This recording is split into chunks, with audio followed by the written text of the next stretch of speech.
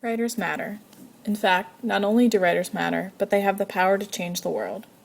In the 3 years that the Writers Matter program has been in Israel and the West Bank, it has changed the world of students who have participated in it.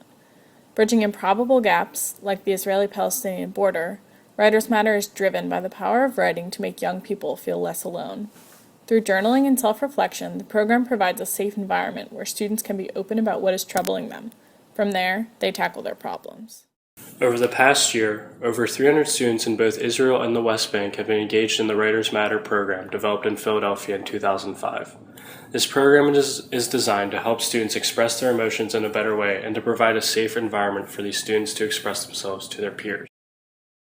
Over 4 days, we are able to bring together students across racial, religious, lingual, and cultural differences in order to build a dialogue and start a community. Despite this being the first time many of the students met each other, after the usual nervousness of about 10 or 15 minutes, when you walked outside you could see what you expect to see on any middle school playground. Girls playing hopscotch, talking about the boys, laughing, singing, dancing, while the guys are running around, wrestling each other, playing soccer, or yelling about whichever soccer team they think is best. Often, students go into the meeting apprehensive, afraid of change as reflected in their initial writings. However, they eventually rise to the challenge and begin reaching out to one another. Recess broke the ice, but class time is where the impact is made.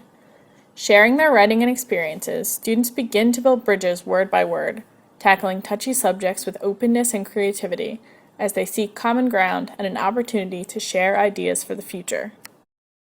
By bringing these students together, the program shows that despite their differences, we can come together and create an open dialogue to face the issues of the past and the present.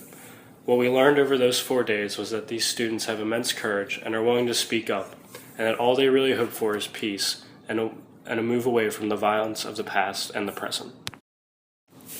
As the days came to an end, students were asked to create banners expressing whatever beliefs they held throughout the year. Many students drew pictures of people holding hands, while they wrote phrases as simple as, "Be who you are," "Peace," "Together we can do it." Words of wisdom that many are not able to express during the conflict now. But whenever you take the politics out of it and you take age out of it, these kids are able to connect based on a simple experience that they are all middle school students. They all go through the same things, more or less. And it is important to acknowledge that they are not alone in whatever they are doing. You can't be patient in the present because you think that what is coming is even worse than what you're facing now.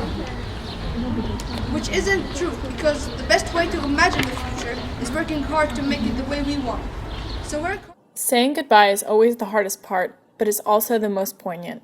The sharp contrast between students from different backgrounds seemed to melt away as students said tearful goodbyes. As they embraced in a hug, the headscarf and traditional clothing of one student from Al-Jawarish, an Israeli Arab school near Ramla, blended into the skinny jeans and Nikes of her friend from Ho HaSharon, an Israeli school close to Tel Aviv. They had become fast friends over the course of the day, proving that despite their differences, open dialogue is the first step to overcoming any issues they may face.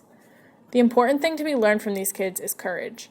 While we can create an environment where words will be heard and listened to, it is these students who have the fortitude to stand before their peers, reach out, and connect in spite of their situation.